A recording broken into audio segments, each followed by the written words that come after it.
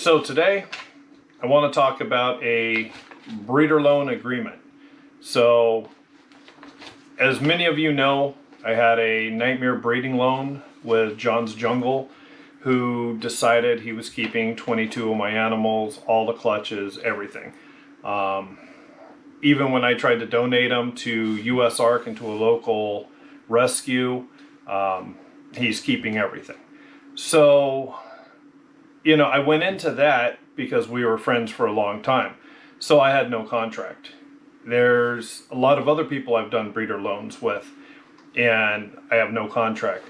I always figured if I had to worry about the person, that was the first red flag. So don't do it. Now, hindsight, it wasn't the right thing. I should have made sure all bases were covered. I'm very lenient usually when I do my breeder loans because I do them with friends. I don't do them with people I don't know or people that it's just for money. For me, it's got to be friends, and it's got to be something that I want to create, not just a dollar. So I've come up with this breeder loan contract, and it's pretty much, it's generic. Doesn't need to stay with ball pythons. It could be for geckos. It could be for just about anything. So I'm going to go through it, and I'd like some feedback.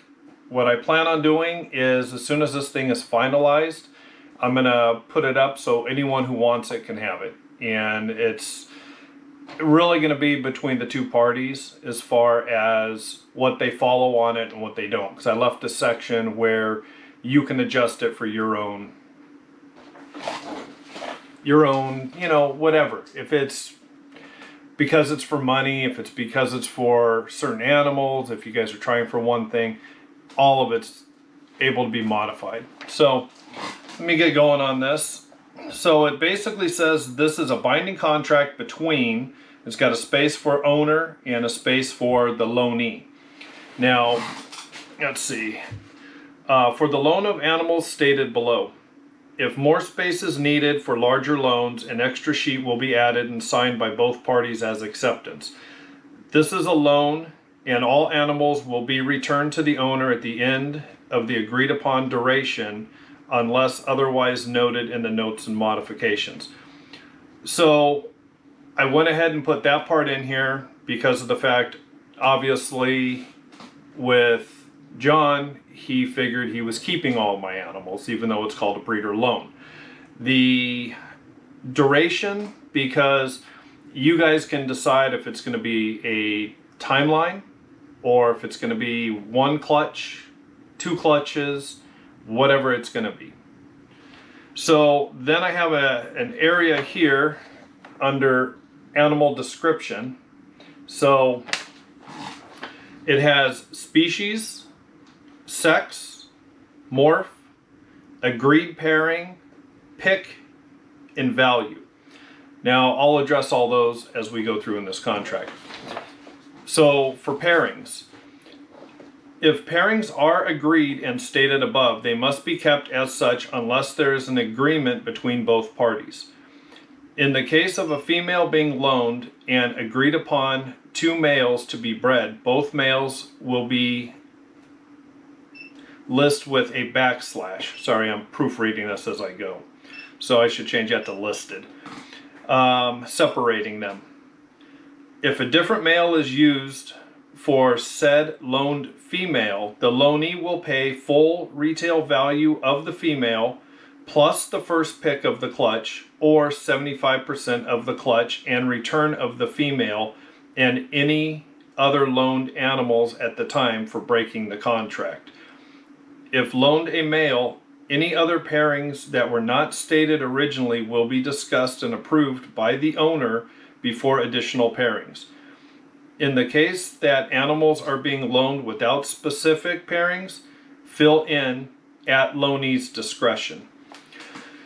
So the reason I do this area is a lot of mine, I don't have specific pairings. I'll give them to people. Good example is Ryan Pate. So he gets all my clowns. So anything I'm done with female wise that's clowns, I give him first right of refusal. I send them all out to him.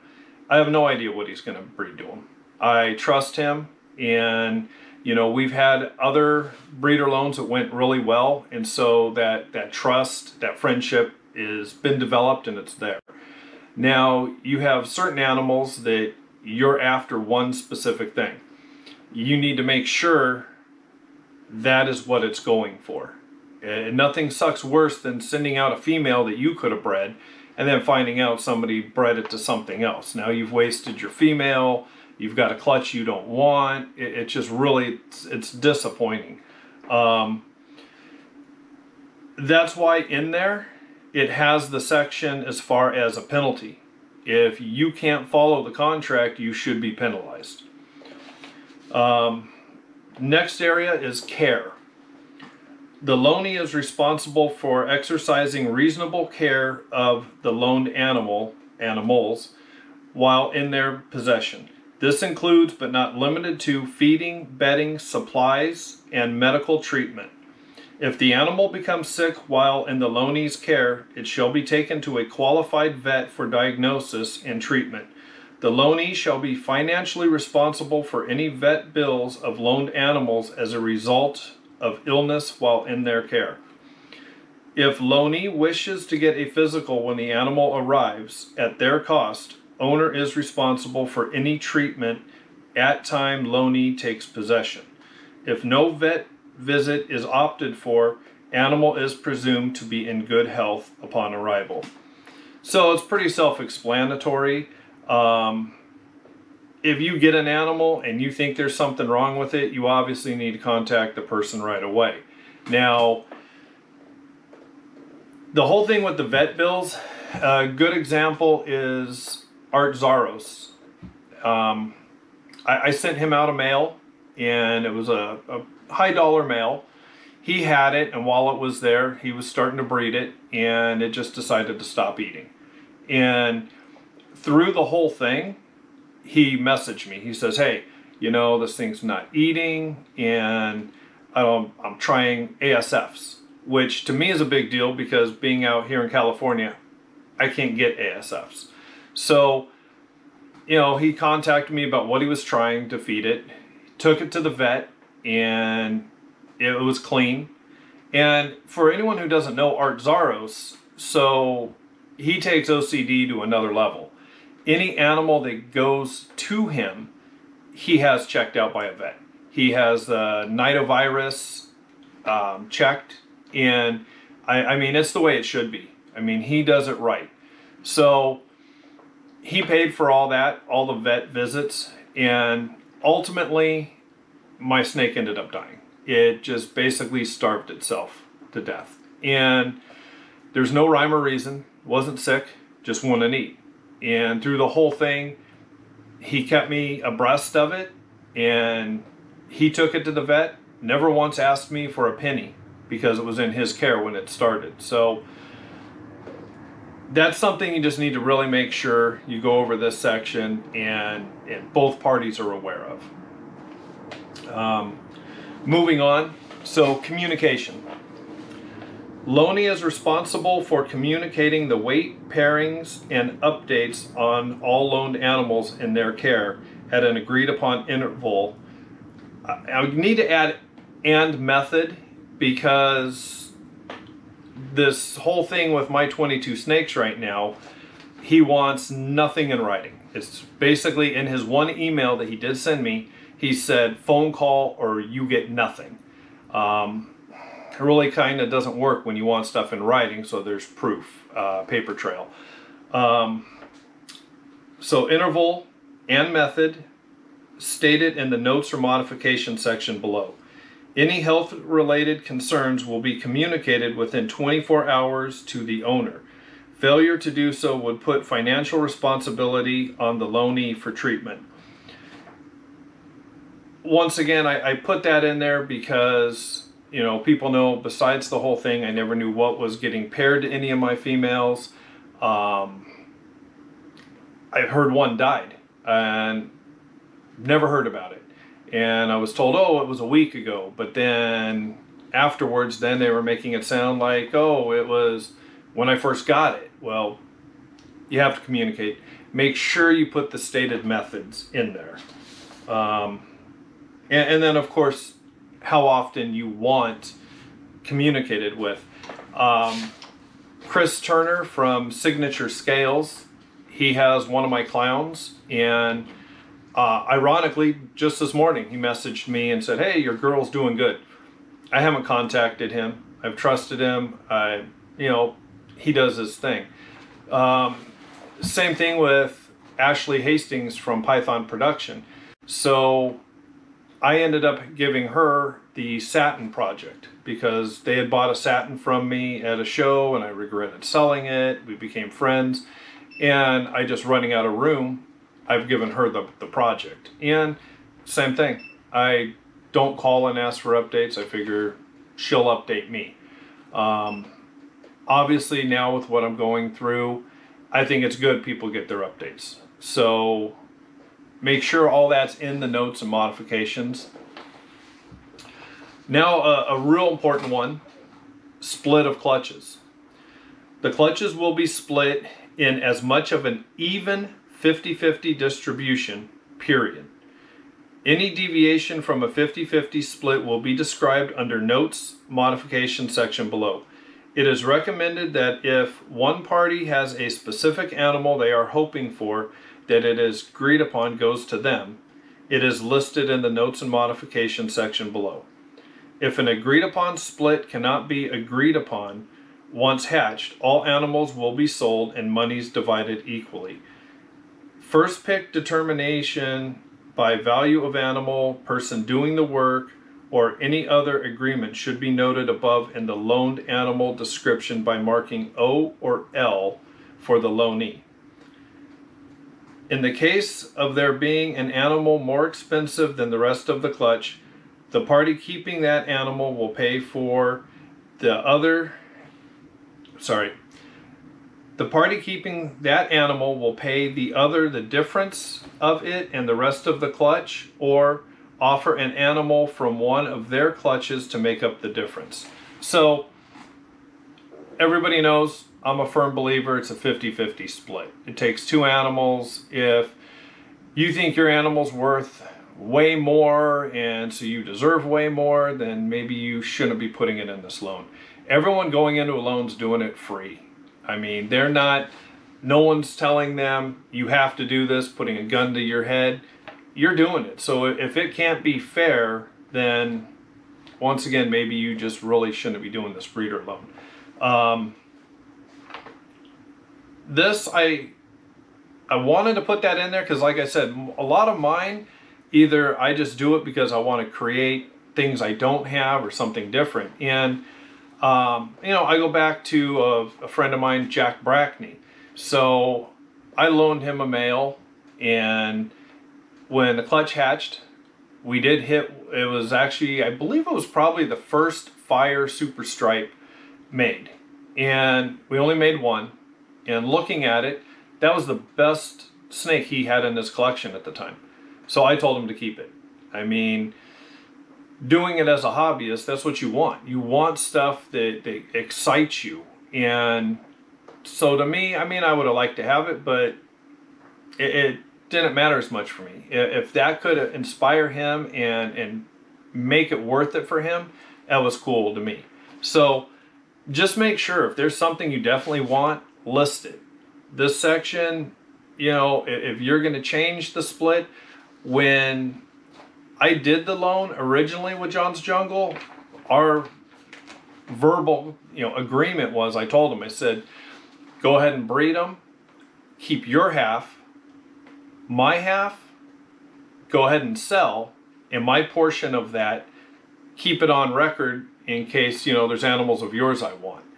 I don't really care about getting the snakes, the money from them. I just wanted to make things. And so make sure that's in there. Definitely, that's a biggie. Shipping. Shipping of all animals to loanee will be paid by the owner. Shipping of animals to include original animal, babies from animal, or both will be paid by the loanee. So that's pretty much how I do it. You know, I sent Brittany Gobble a couple Ataris. I paid for them, sent them out there. She's got them. Ryan, same thing. Every time I'm sending him snakes, I box them up, I pay for them, I ship them out to him. He ships them back. Seth over at Double D, same thing. I've shipped him the snakes and he shipped them back to me with the babies. So I just think it's a real good, easy way to do it. If you want to do it different, you can change it. Monetary compensation.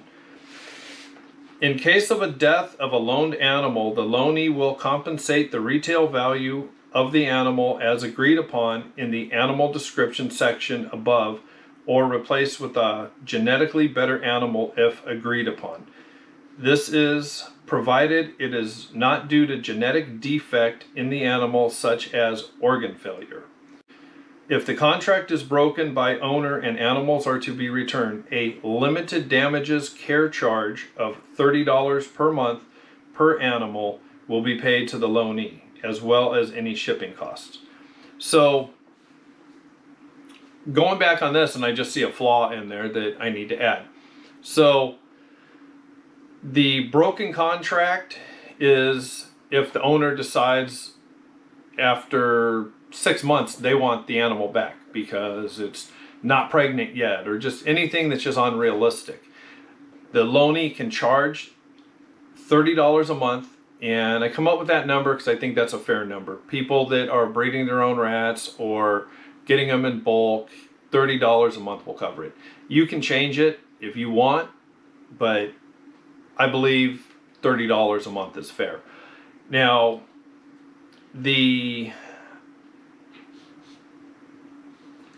as far as the replacing of a genetically better, or if there's anything with the defect, this all goes back up to a couple different sections. So in the very beginning, I had under animal description, I had a value. So I believe at the beginning of the loan, you should go ahead and mutually agree what the value of the said animal is. So anything happens to it, you've already agreed on the value. There's no arguing back and forth of, well, it's worth this much. No, I can get it for that. It's already done. Same thing, you guys can decide if an animal dies, if they replace it. That can actually be done after the fact unless you want it ahead of time. One thing about the compensation is in a situation where the loanee is, you know, caught lying about what they bred it to, or does anything to void the contract, at that point all animals are to be returned and they void any care because they did not follow the contract. So that I need to add in here. And then I'm working on a privacy section, and that's still in work. So basically, people let me know. Let me know what you think. Do you think that's good? Would that work for you? Is there something you think I didn't address that I should put in there? This is, like I said, it's going to be out there for everybody. No one's done one. People have verbal agreements, people have some written agreements, but nothing like this that could go to court, nothing that is stated. Everything I've put on there is something that I've experienced. So there are things out there you might have experienced that I haven't yet. So let me know. I'll change this thing. I'm hoping to have this thing done within the next couple weeks. I've had a couple people that are in the field of law go over it and say, yeah, this works, that doesn't work, change this, you know, the wording. So let me know. Hopefully this is something that people can start using across the board, and it's going to help people. It's going to help people from getting scammed out of their animals or friendships being lost, just hurting the industry in general. Thanks for watching.